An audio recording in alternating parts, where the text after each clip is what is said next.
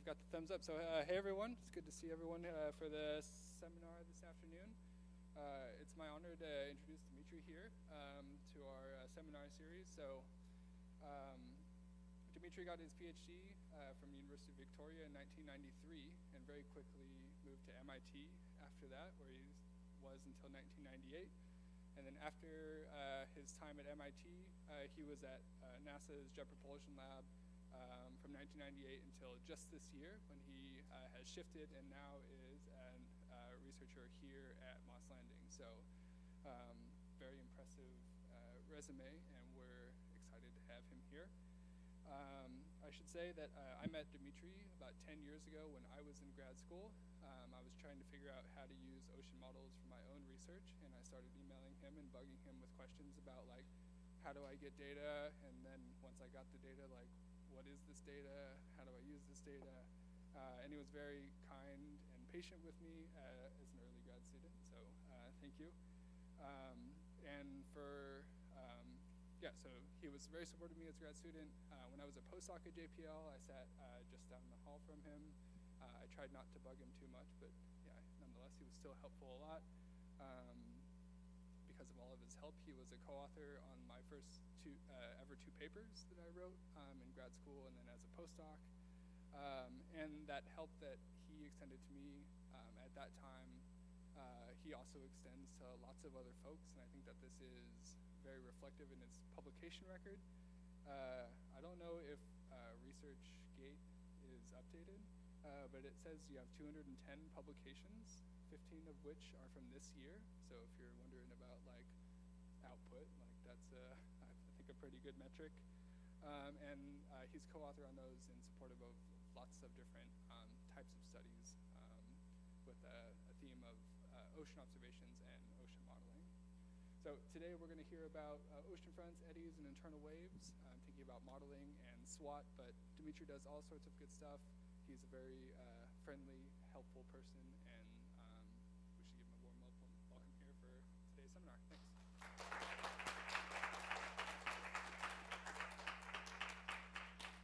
Thanks, everyone. There's some material I'm going to go a little quick, but I'm going to be here for the rest of the week, so if there's anything that piques your interest and you want to drop by, I'll probably be either in Mike's lab or in the library. I'd love to talk with you guys. And the reason is I'm kind of trying to tell a story, and I'm going to start. Dustin and I, we have this friend, Manfredi Manitza, and he keeps bombarding us every day with lots and lots of publications of some sort. And this one he sent last week, and it's how climate scientists saw the future before it arrived. Over the past 60 years, scientists have largely succeeded in building a computer model of Earth to see what the future holds. One of the most ambitious projects humankind has ever undertaken has now reached a critical moment. There is a little bit of politics in the article, and maybe, I don't know if it's entirely true that it's the most ambitious, but this is kind of the topic of the talk today. And there is another paragraph in that says, for centuries humans have sought to understand the intricate workings of our planet. We're vulnerable critters. We crave control over nature, or at least a handle of coming shifts. The Earth is a chaotic beast with tons and tons of little pieces to climb it. And the question is, which ones do you need to understand, to capture in your models? Because our models are still really, really crude, and yet we're hoping that they're useful for certain applications. So some motivation. I mean, all of you know this curve, the Mauna Loa curve of CO2. Yesterday, this graph was downloaded this morning. Yesterday, it's at 423.72 parts per million. You can actually download a series of these curves with different lengths. I decided to download the 10,000 years, which is kind of interglacial. If you look at the curve going further back in the ice core record, if you go back in time, it starts going up and down. But this is kind of the upper range of where it reaches, and we've been sort of humans the last 2 million years, the Pliocene. We've been kind of experiencing this up and down, with this being the peak carbon dioxide. This is what has happened since the beginning of the Industrial Revolution. So that's one of the things we'd like to understand and predict and control. Now, the ocean is the largest active reservoir of carbon. It contains 90% of active carbon. That's 50 times more than the atmosphere. This diagram of reservoirs and reservoir changes and fluxes between reservoirs is from an old Physics Today paper from Sarmiento and Groover. I love that paper. And it's updated for IPCC AR6. So far, the ocean has absorbed about 30% of the human-generated carbon. And at steady state, there are estimates that the ocean might absorb between 80 and 85% because it's stoichiometric ratio. At equilibrium, you expect it to absorb. But one of the really kind of, to me, mind-boggling when you think about it, usually if you're pumping something into the ocean, it comes from the surface, so you have high concentration at the surface, and the concentration decreases. For example, temperature, right? It's hot at the surface, decreases at depth. For carbon, it's the opposite, actually. Most of the carbon is stored at depth, right? And the reason is because of the biological pump. So the one conclusion from that is that small perturbations to ocean circulation, to the biological pump, the ocean ecology, can have major impact on peak atmospheric carbon. And actually, this problem is one of the key problems that Dustin and Raphael and I are studying here at Moss Landing as part of AquaDarwin. So you should ask Dustin to give you a talk on the kinds of studies that we do to try to understand this. Now, the other consequence of carbon is, of course, it's a very inert gas, so it stays, if you put it in the atmosphere, it stays there for a long time until it gets reabsorbed by land or ocean. And it's a greenhouse gas. So as a consequence of this spike in carbon, we have seen temperature increasing, and this is various estimates of surface temperature. And last year was the warmest year on record, about 1.5 degrees warmer than pre-industrial temperatures. And again, the ocean plays a really big role in that. If you look at the amount of heat that's stored in the atmosphere, it's this little thin line here, and then this big monster here is the ocean, right? So understanding the ocean circulation and how heat goes from the surface to the interior of the ocean, again, it's a very challenging and important question if you want to understand our impact on climate. So the question, and again, there's all sorts of little details that go into that. Some are important, some are less important. We have to, create these models that hopefully give us some useful information without understanding all the details. The question I'm going to ask today is, can we model and predict the exchange of heat, fresh water, carbon, and other properties between the global ocean and the atmosphere? And the driving hypothesis is that some mesoscale ocean motions, meaning motions with 50-kilometer scale or less, both balanced, so those would be like geostrophic and quasi-geostrophic mesoscale and submesoscale eddies, or unbalanced, like internal tides, internal waves. They play a key role in air sea exchanges and vertical property transports in the ocean. This is the outline of the talk. I'm going to show you some slides on submesoscale internal wave admitting global ocean simulations, talk a little bit about this amazing NASA mission called Surface Waves in Ocean Topography, impact of ocean submesoscale on atmospheric storms, a little twist, that's always fun, and some concluding remarks. So let's start with ocean models. So about 10 years ago, we set out to develop a very realistic simulation of the global ocean circulation. It became known as LLC 4320, horrible name, but has to do with the grid. And this is one animation of surface speed. So you can see, known features, Kuroshio here, tides, tidal currents. And then if you zoom in, you can see a lot more detail, right? Internal tides, the Ekman, and what have you. But one of the unique features of the simulation is we saved model output of the whole three-dimensional simulation every hour, everywhere. So the idea was, okay, this is an imperfect representation of the real ocean, but what if, if you're going and taking observations of the oceans, you go and you drop a mooring or a CTD cast or a ship cruise or what have you, and you have this very spotty observation of truth, but it's very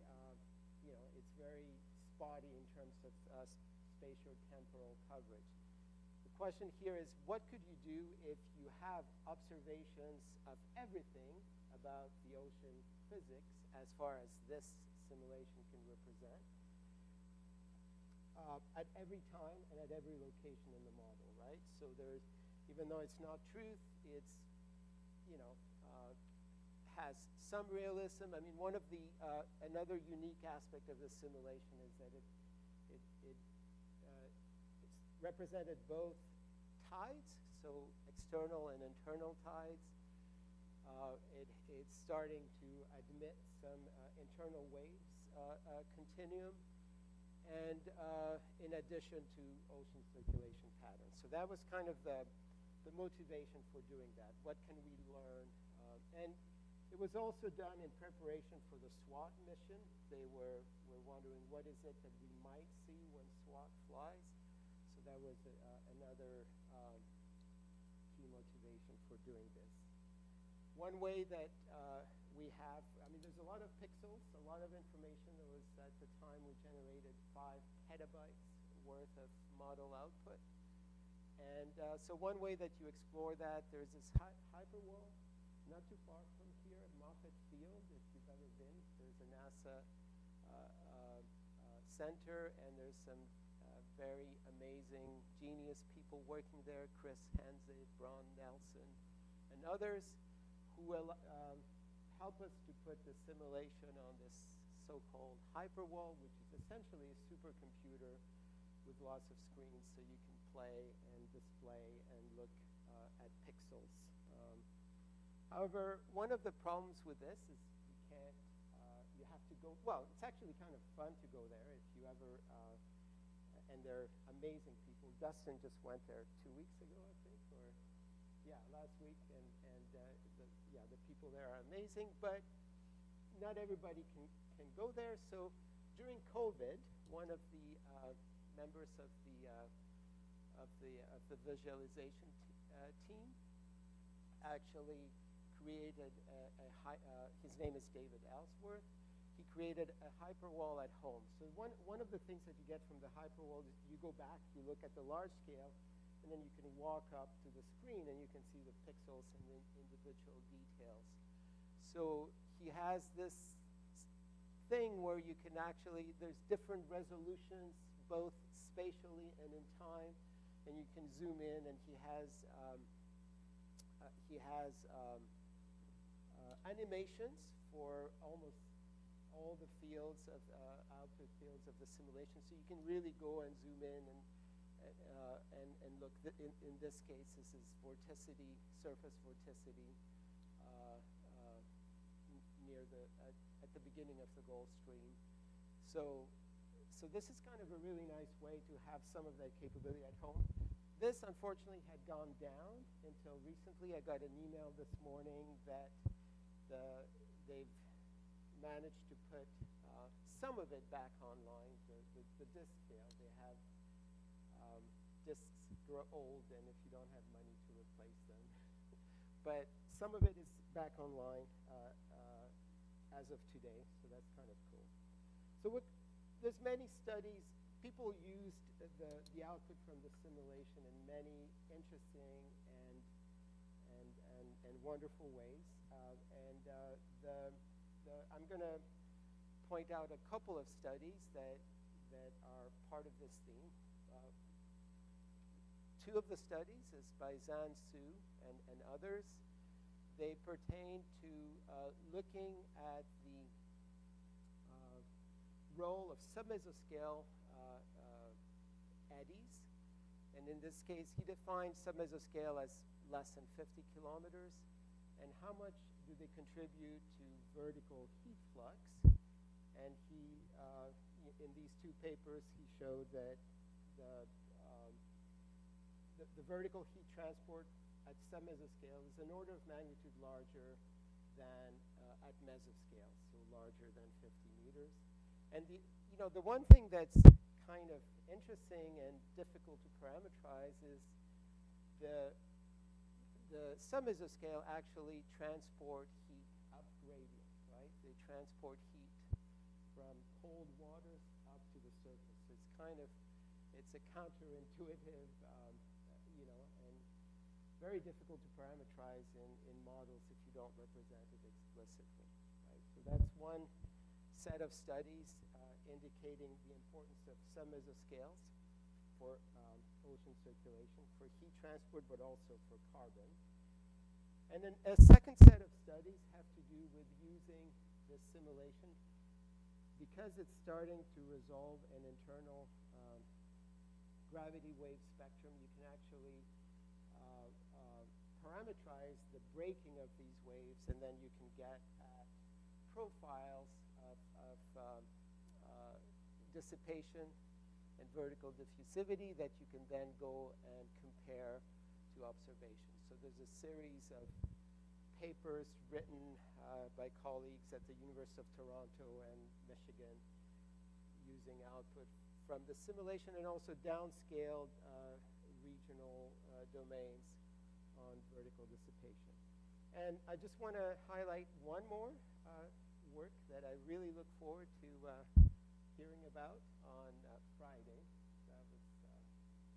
I'm so glad that I'll be here to listen to this talk. So, the second topic, surface waves and ocean topography mission. So, Takaya Yoshida published a paper, I'm sorry, it's 2022, oh well, just 20 years, that compared the output of these high resolution models.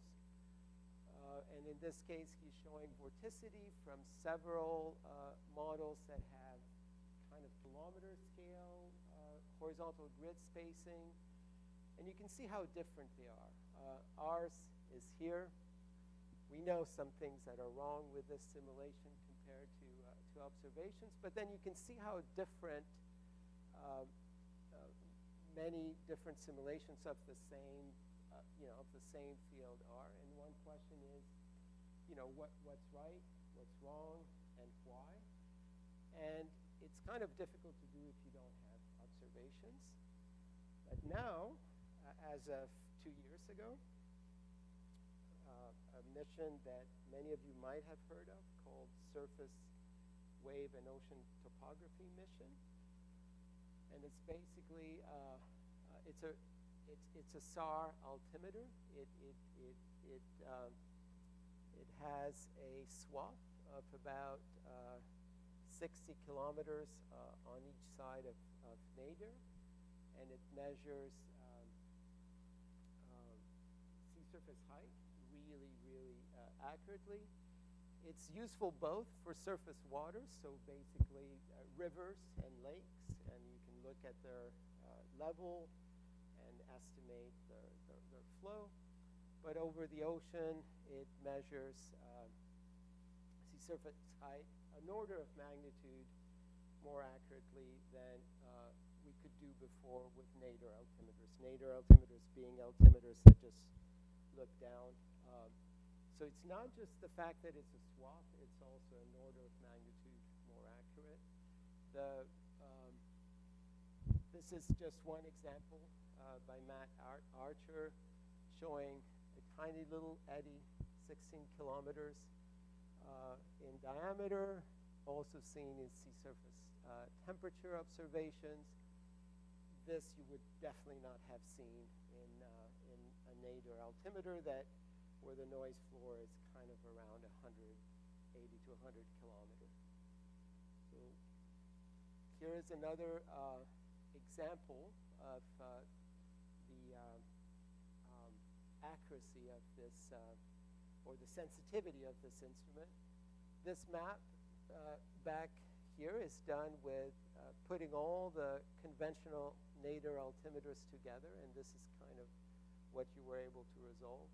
This is what you're able to resolve with SWOT. In particular, this is a bunch of solitons that are emanating from a plateau here. But then if you zoom in even more, you can actually see aliased ocean surface swell. So the accuracy, it's really, it was phenomenal. And we were so happy when the data started coming, and it was about 10 times better than what we expected in terms of signal-to-noise ratio. Here's now, we can now start comparing these global simulations that we have to actual SWOT data. There's a lot more information than you can actually see in this animation, but you can actually, what this is showing is sea surface height gradient. So under the geostrophic assumption, this would be proportional or related to surface speed, to geostrophic surface speed. And you can see that we're actually starting to capture these, these things that we were seeing in the simulation, all these details. Like for the first time, we're able to see that globally. If you actually zoom in, and again, this is back at the Hyperwall, Chris Hens, and again, the person responsible for that, a new Hyperwall, bigger, better. And here he's comparing the SWOT sea surface height gradient with the model sea surface height gradient. They're done kind of as one-to-one as possible. If you zoom in, this is not noisy data. If you zoom in and you're there and you see it, you see all these incredible details, 10-kilometer eddies and what have you in SWOT. And then, you can see what this 2-kilometer simulation, 2-kilometer horizontal grid spacing could do. So we are, suddenly the simulation that we thought was the most realistic that we could afford at the time is now surpassed by these amazing set of observations. So here's another way of looking at it. This would be a VISO. That would be the previous product, our previous knowledge of sea surface height in wave number space. cycles per kilometer. So this would be 10 kilometers, 100 kilometers. And this was where this global simulation, LLC 4320, gets us. So it's a lot better than Aviso, but then this is SWOT. This black line here shows you the a wave number spectrum in the Kuroshio region obtained from SWOT. And you can see that the kind of the breaking off point is about, I don't know, maybe 50 to 60 kilometers is when they start diverging. And this is probably, we're pretty sure, but we don't know, we still need to understand the SWOT signal, probably the internal wave continuum that's just not being resolved by this global simulation. We have one way to look at that is we can take a little domain that's forced from this simulation, and then we can increase the resolution there or do what's called downscaling in modeling terms. And then you can see, again, black is SWOT. This is a different region. This is north of Hawaii, not the Kuroshio, so it has a slightly different spectrum. SWOT, the LLC 4320, or that global ocean simulation, and then the downscale, which at least is getting a internal wave continuum that's more realistic. All right, so now I'm going to move to the next topic, which is the impact of submesoscale on atmospheric storms. So at the time that we were carrying out this kilometer scale global ocean simulation, our colleagues at NASA Goddard, at GMAO, the Global Modeling and Simulation Office, they were carrying out really high resolution simulations of the atmosphere down to 1.5 kilometer. I think they even went down for short periods to 750 meters. So one of the limitations of the ocean simulation is that we have to prescribe the atmosphere. It's not interactive, and it's not very high resolution. Similarly, for the atmosphere, they have to prescribe the ocean sea surface temperature.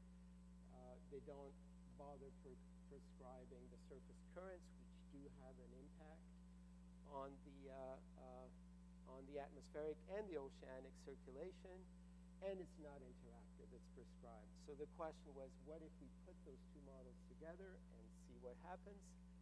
And this is what we did. We put the so-called GEOS model together with this echo high resolution model. And again, we carried out it's a relatively short simulation because they're expensive, and especially the model output takes up a lot of disk space, so they're only 14 months long. So at least you cover a seasonal cycle with a little bit of spin up. But this is what we ended up doing. It's about a 16th of a degree horizontal grid spacing in the atmosphere, 24th of a degree in the ocean, and we let it go. And again, a key thing is we saved a ton of output, hourly output at least of the full three-dimensional fields.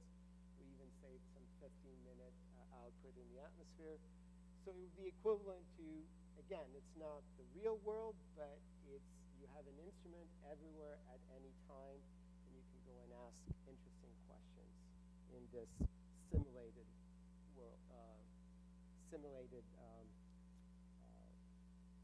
climate system. So there's lots of visualizations and output that's available also for this simulation. Here is some example fields. This is the water vapor from the atmosphere. Again, the surface speed from the ocean. You're not, these animations just don't have enough pixels to show you, there's a lot more detail than you can see here, but this gives you some idea of the interacting components.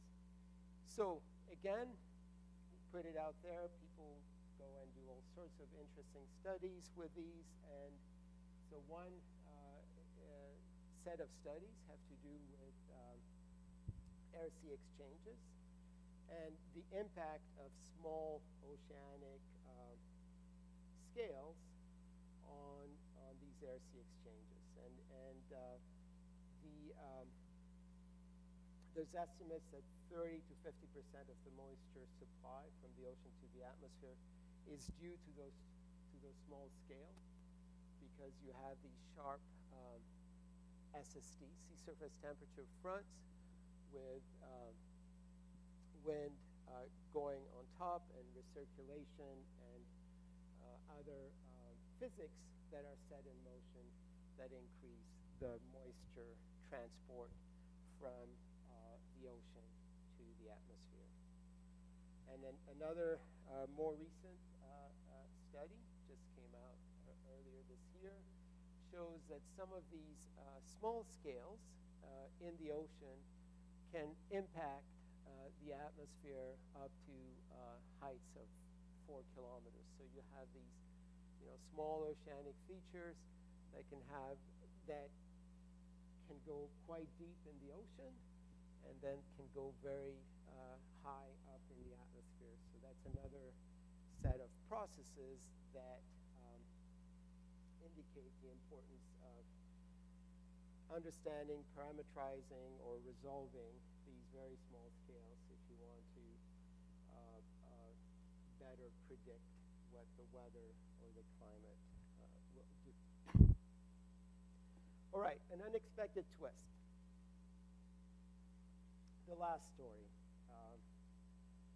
So one of the issues with running these high-resolution simulations is we can't run them for very long, right? So this one, we were able to run it only for 14 months. So the question is, we are looking at still an adjustment, right? The ocean can take 1,000 years to overturn. So we're just really, starting to adjust some of the fastest modes of the ocean. So one question is, if we were able to run these models for a long time, what would happen? How would the stratification of the ocean change in response to that? So this study by Anirban Sina, a postdoc with Hyorin Callies at Caltech, it says, okay, we can't do it globally because it's too expensive. What if we pick one region, in this case the North Atlantic, and what if we run it for 50 years to let the model equilibrate, and we change resolution? We go from 16-kilometer grid spacing, 8 kilometers, 4 kilometers, all the way up to this 1/48th of a degree horizontal grid spacing. And the assumption going in is that as you increase resolution, you're going to change because we know that some mesoscales have these very large transports, vertical transports of heat and other properties, that you're going to change the stratification of the ocean as you increase resolution. That's what we expected, actually. So you can see here, this is a VISO, by the way, the older, just to compare the simulation with observations. And we focus on the stratification in this box. This is the so-called mode water formation area in the Sargasso Sea. And we want to see what happens to the volume and to the stratification of mode water as we increase resolution. Well, we were very surprised that at 16 kilometer, so this one here, okay, this is ECHO. This is a data constraint simulation, so it's actually constrained by observations. So we can use it to compare our solutions to this. This is a section through our box. I think it's this line here, and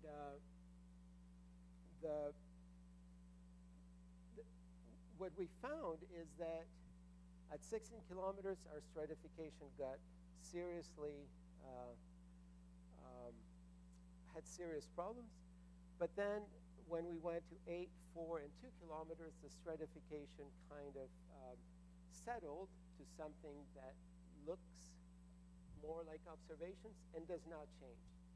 We were very, very surprised by that. And then we had to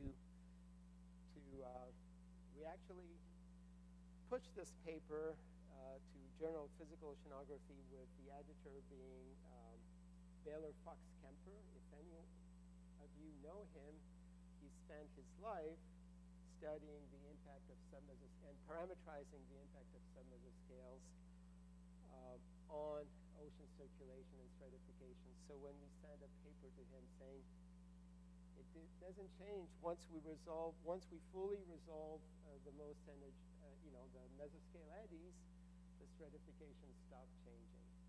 So you can imagine that it took some back and forth to get a paper like that published. There's a lot of caveats. I mean, if you talk to some people who say, well, you're setting some of your properties at the boundary conditions, you're not going high enough in resolution. Maybe if there's a lot of caveats. There's still a lot of, you don't have interactive atmosphere, and so on and so forth. But it's still kind of an intriguing and interesting result, unexpected result. We'd love to know if, would this continue, if you keep going to even higher resolution? Would it be true in other places in the ocean? Would it be true at,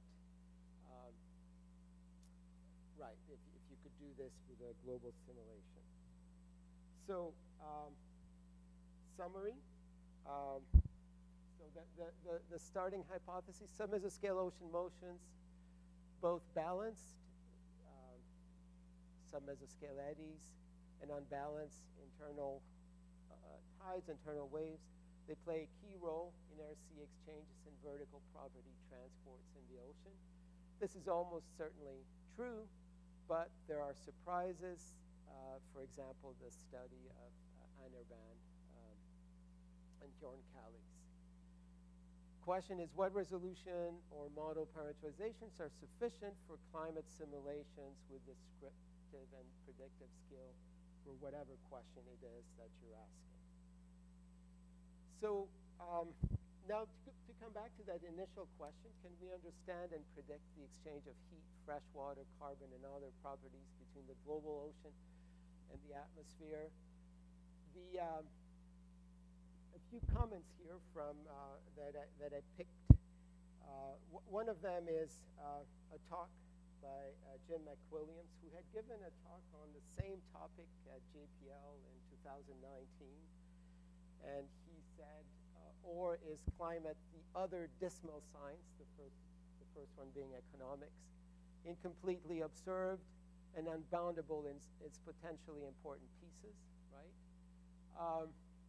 Last week I gave a talk on Eco-Darwin, which I hope you will hear from Dustin at some point in the future at the Climate Center.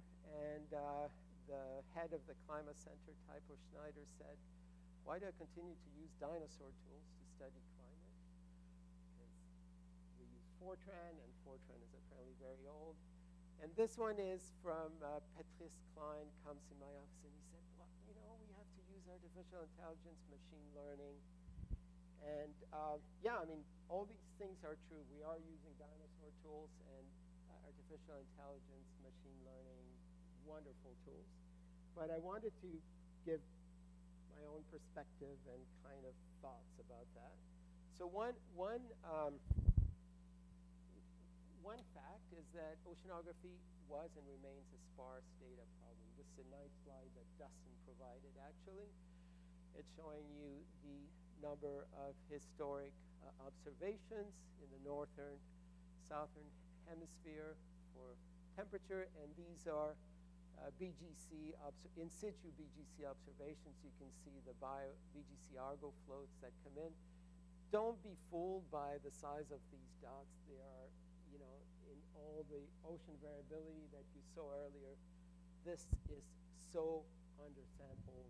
It's not even funny. So my contention is that if you had a really highly sampled system, yes, you could use machine learning and artificial intelligence to teach it what the system is doing.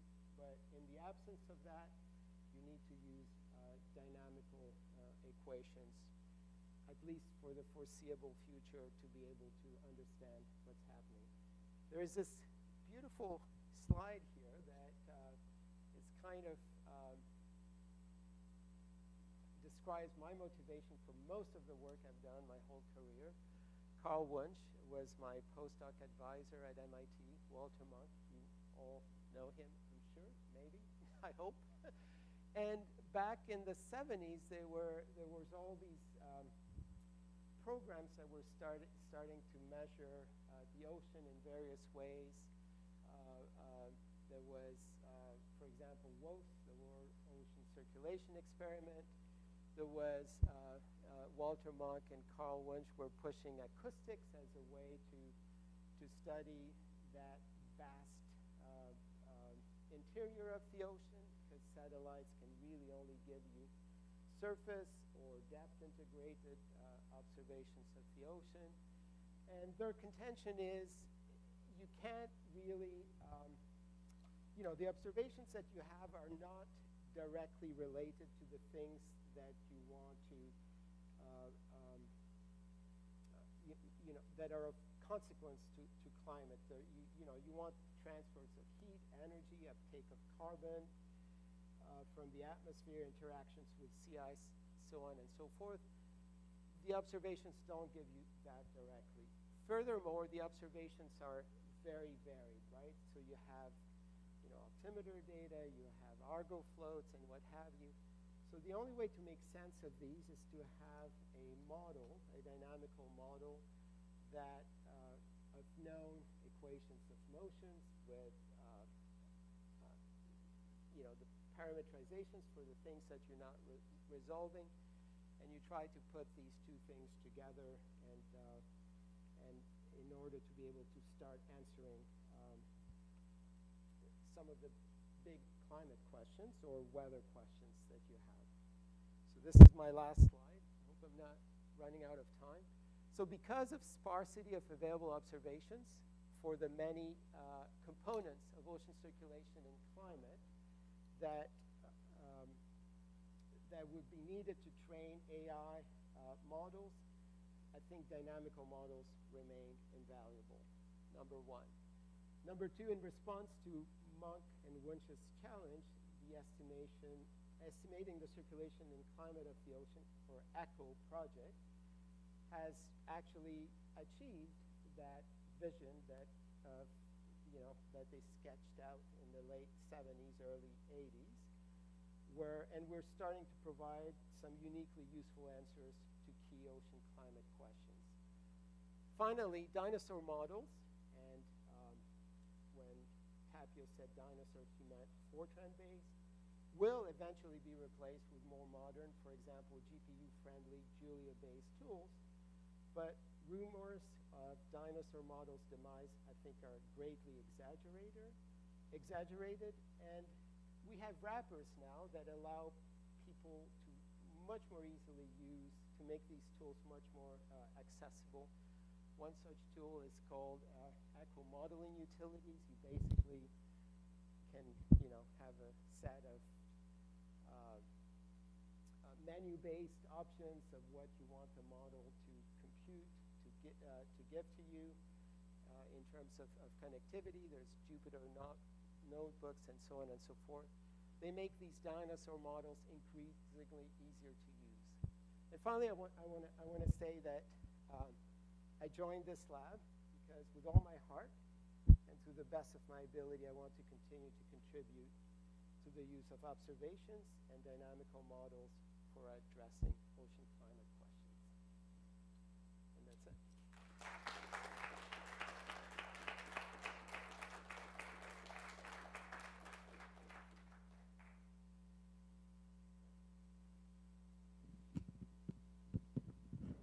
All right, thank you very much, Dimitri. It's an amazing talk. Questions for Dimitri?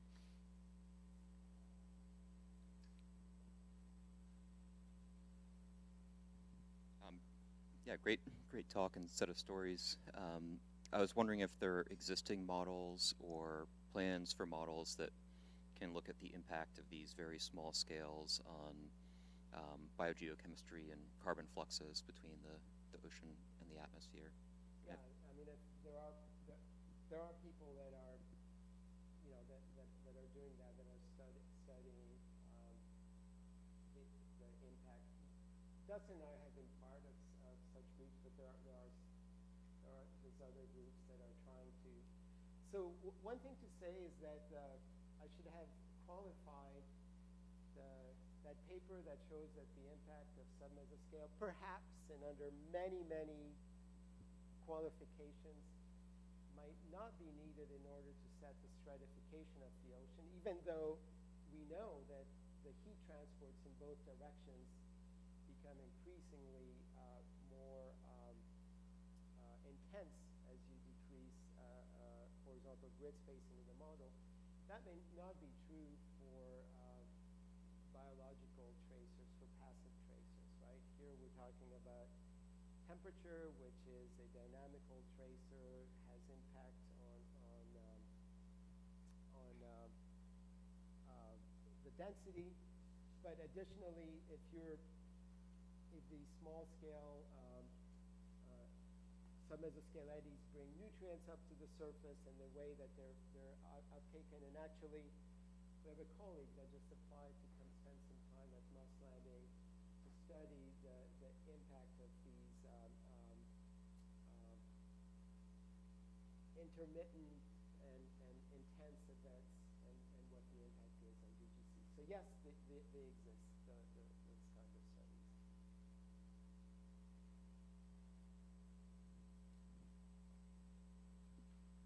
Hey, Tim.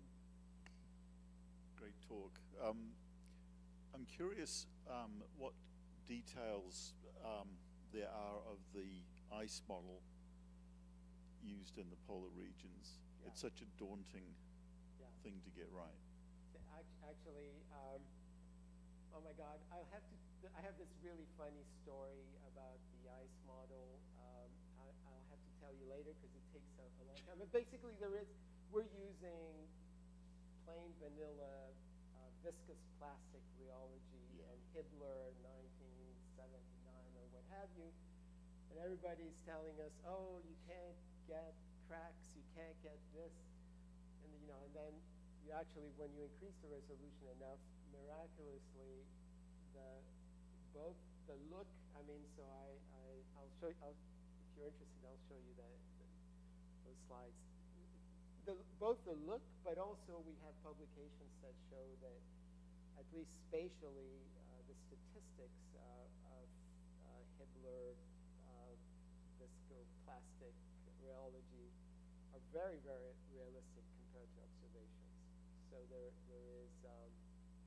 so I don't know if that answers your question, but there is a very... Yeah, no, primarily. Okay, I think I should maybe explain. Contrary to the ocean where we know the equations, right? We know Navier-Stokes on a rotating sphere. And if we had the computer power to resolve, centimeter scale diffusivity type, we would have the correct equations. For sea ice, that's not the case, right? Because sea ice is such an inhomogeneous medium. There's snow on top, there's slush, there's melt ponds. So I would say that the equations that we have for sea ice are much more approximate than they are for for the ocean circulation. Although for both, the lack of resolution means that even for the ocean, even though we know the equations exactly, we can't solve them. We don't have the computer power, and we have to parameterize some of the impacts of these smaller scales. But our ice looks good. I'd love to show you that story. There was someone went in the morning, and we used to have this postdoc with Ron Kwok, actually, Pierre Rampal. I don't know if you know him, who said that only his, elasto-brittle rheology is the only one. It's almost like a religion that's good enough. So I kind of made a joke about. I'll show you. Well, it's a very daunting problem. It is a daunting problem. But the sea ice miraculously looks quite realistic, both to the eye and quantitatively, at least in terms of spatial, spatial cracks and leaks. Yeah. Temporally, it's a little bit more difficult because you're not resolving the acoustic waves or what have you. Thanks.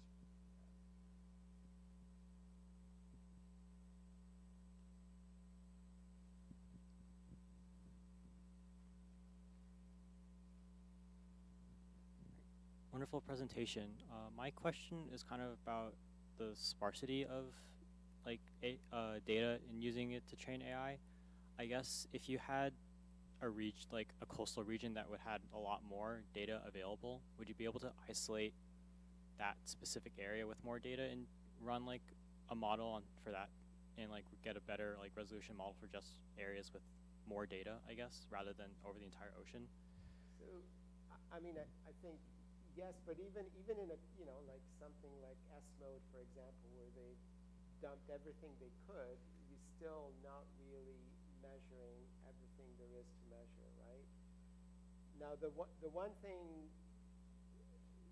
some groups are using, for example, for surface quantities, it's different, right? You have a lot of observations of surface quantities, of SST, and there's some amazing work that's being done right now with machine learning in terms of getting surface currents with really high resolution using geostationary SST images. Just mind-blowing, right? It's good that they didn't know about it before they were trying to sell SWOT. Although SWOT gives you amazing things, but if you had, we can do it with geostationary. But one of the things that people are doing is they are using dynamical models for training AI. So that's something, because they're trying to learn the equations or the dynamics from these models. So that's one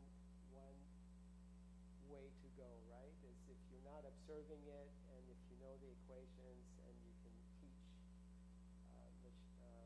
AI models to reproduce what these dynamical models do, but do it cheaper than you can do it with these dynamical models. That might be one way to go. And it is actually one thing that people are doing. Great, thank you. Any others? Okay, can I ask just one? Can you maybe put us in the driver's seat of what it looks like to run a model that is dumping hundreds and hundreds of terabytes and potentially crashing at who knows what time, and using all these resources, what that might look like in person there? Yeah, actually, my very first, when we first, it took us, at the time we did it, today it's nothing. You can go on a big supercomputer and boom, you can run these things because we've learned how to do it. We've solved a lot of the technical issues. And I don't know where to go. I remember the first time where we actually got this 148th to actually run after a year and a half of trying. The I/O was a big issue. It slowed us down. It just felt amazing. Oh, and as we were trying to do, there was a government shutdown, so the machine went away. So it felt really amazing. It felt like putting, I don't know, I shouldn't say the Titanic, some big ship launching it. And I actually was in a similar, so now all the mistakes that we made lot of mistakes made, very long list. And now that we have SWOT, that we can actually evaluate observations, and now that we have a SWOT-based bathymetry, which is unbelievable, it's 10 times better. So one of the first things that you see when you look at the ocean surface is a a convolved image of the ocean bottom. So if you have a seamount, it attracts water. You have a bump on top. And if you have a valley or a trench, you have a valley or a trench in the surface ocean. So unless you have a side scan sonar where you have incredible resolution for the ocean bathymetry, most of the ocean bathymetry is unobserved. And until recently, you had the nadir altimeters. They were giving you resolving scales of order 100 kilometers. Now with SWOT, the newest GEPCO 2025 bathymetry that came out includes a SWOT-based estimate of the bathymetry that resolves scales of 8 kilometers where you don't have side scan sonars. So I actually just a month ago, I was in Toronto. They have a new big machine that's coming online. So we actually tried to run a 1/96th of a degree, so kind of half the horizontal grid spacing, 3 times more vertical levels, SWOT bathymetry, fixing a lot of the things. And a lot of things go wrong, the things that you don't, the things that you think are going to be very difficult sometimes miraculously work, and things that you think are you don't think about get you. So in the case of technically, we were able to start the model, we were able to run it. What got us is simple issues of, how do you check the bathymetry has no problems, right, when you're generating it, when you're interpolating it. How do you do interpolation, right? These fields are so humongous, you have to have the tools ready to go on the machine where you're actually doing the simulation, because you can't bring them back to your laptop, look at them, and send them back. I'm not sure if I answered your question, but it's some words. So yeah. All right, thanks, Dimitri. Can we give Dimitri another round of applause?